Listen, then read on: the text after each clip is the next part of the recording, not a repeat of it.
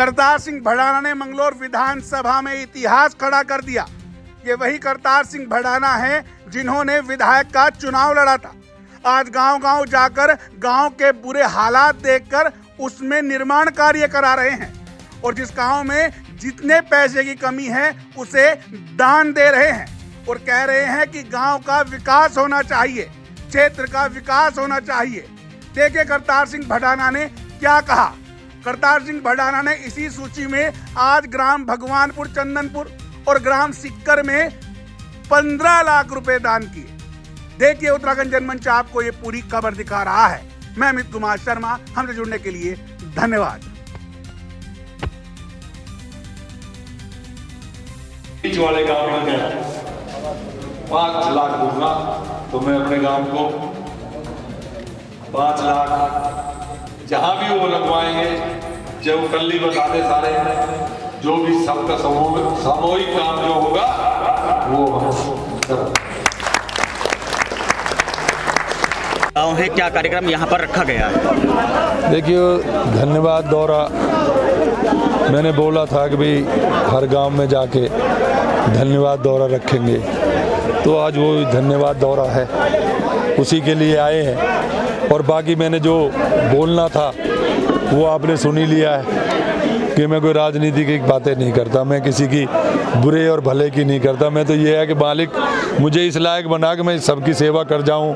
और फिर क्या कार्य है जो ग्रामीणों को आपने कहा है, वादा किया है ग्रामीणों को? अभी ऐसा है ना, कुछ लोग गेट है, एक मंदिर है। हाँ, कुछ लोग गेट के लिए कह रहे हैं, कई भाई जो छोटी समस्या है उनके लिए, तो मैंने कह रहा हूँ उन्हें भी करेंगे और गेट भी बनाए। भड़ाना जी, इस तरह का काम जिस तरह का आप कर रहे हैं मंगलौर इतनी दूर आकर, इस तरह का कभी हमने किसी देश में किसी नेता को नहीं करते देखा। मतलब कोई इंटरेस्ट भी नहीं है आपका फिलहाल, और फिर भी इतना पैसा आप यहाँ खर्च। आप ये बताइए, मैंने जो कहा है ना, मैं परमात्मा को ये कहता हूँ कि जो मैं बोलूँ या तो पूरा कराना, और अगर तेरे बस की भी पूरा करना ना रहे तो मेरी गर्दन काटना, मेरी जबान मत काटना।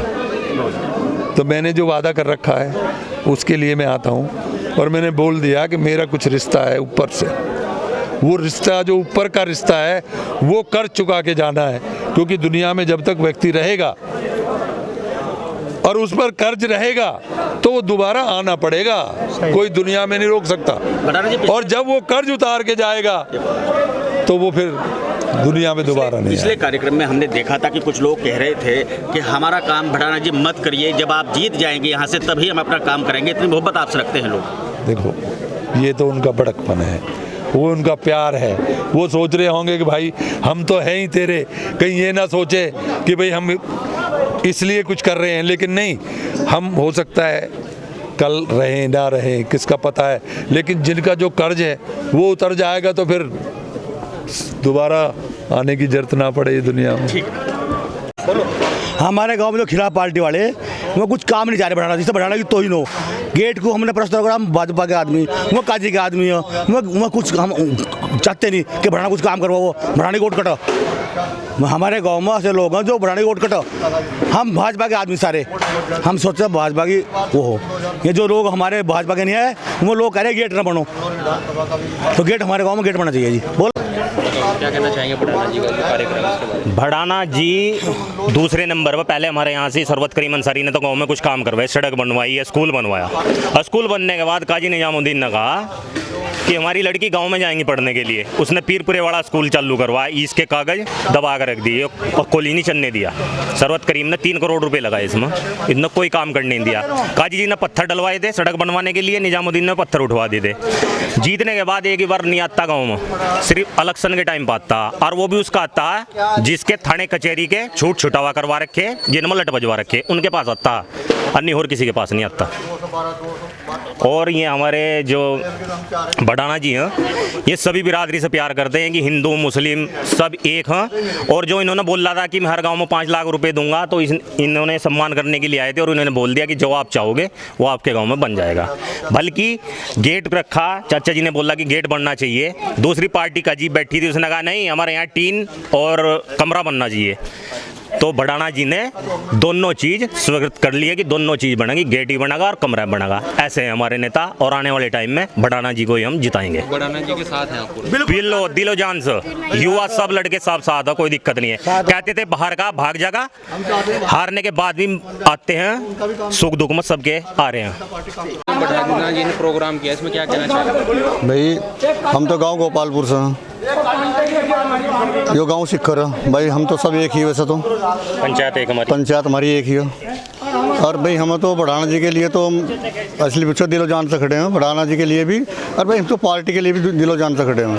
वैसे तो हम ऐसे समाज से आते हैं, चमार है भाई हम, मगर हम पार्टी के लिए दिलो जान से काम करते हैं और दिलो जान से ही रहेंगे पार्टी के साथ में। बहुत अच्छे हैं भाई बढ़ाना जी, भाई बहुत अच्छे इंसान है, संत किस्म के इंसान है, और भाई जो जबान से कहते हैं उसे पूरा कर रहे हैं। बस हमें इसलिए बहुत अच्छे लगते हैं भाई, ऐसे कैंडिडेट हमें पहली बार मिले हैं, पहले कभी आज तक एक कैंडिडेट नहीं मिले थे। 17-18 हज़ार ही मिलती थी भाजपा को वोट, भारतीय जनता पार्टी को 17-18 हज़ार वोट मिलती थी। ये पहली बार बढ़ाना जी है, तो इसलिए जो है 30-32 हज़ार पर पहुँचे। काजी आजी भी अपनी जगह कोई बात नहीं है, हम भाई किसी की बुराई क्यों करें, बाकी जो इनकी बात है, इनकी बात कुछ इनसे अलग है, इनसे कुछ अलग है भाई। ये गरीब की हित में खड़े हैं, और भाई गरीब का जो अपनी जबान से कहते हैं उनके काम करने के लिए खड़े हैं, अगर विधायक बन जाते हैं। काजी तो आज तक शायद मुझे लग रहा है भाई हर गाँव में ऐसे घूमे भी नहीं होंगे भाई। विकास कार्य तो बाद की बात, 1-2 साल ले रहा है, तो हम तो ये चाहते हैं भाई अब की आने वाले समय में भाई हम भाई बढ़ाना भी ज़्यादा से ज़्यादा वोटों से हमें जिताना है, और भाई दिलो जान से मेहनत करनी है, जिससे भारतीय जनता पार्टी यहाँ मजबूत हो। पहली बार इस मंगलौर की विधानसभा को जीत कर संसद में अपने भाई विधानसभा में जा, और विधानसभा में जाकर हमारे इन सारे पूरी जो हमारी विधानसभा मंगलौर, इसका भाई हमारा विकास हो सका। नहीं तो आज तक वो जो विकास हम चाहते थे वो विकास आज तक हमारा हुआ ही नहीं है। तो मेरा तो यही मानना है कि ज़्यादा से ज़्यादा बढ़ाना जी को भाई जिताए, वोट दे, और भाई इनके हाथ मजबूत करे। भारतीय जनता पार्टी के हाथ मजबूत होंगे, कर इनके हाथ मजबूत होंगे तो भारत माता की जय, मेरा तो यही मानना है।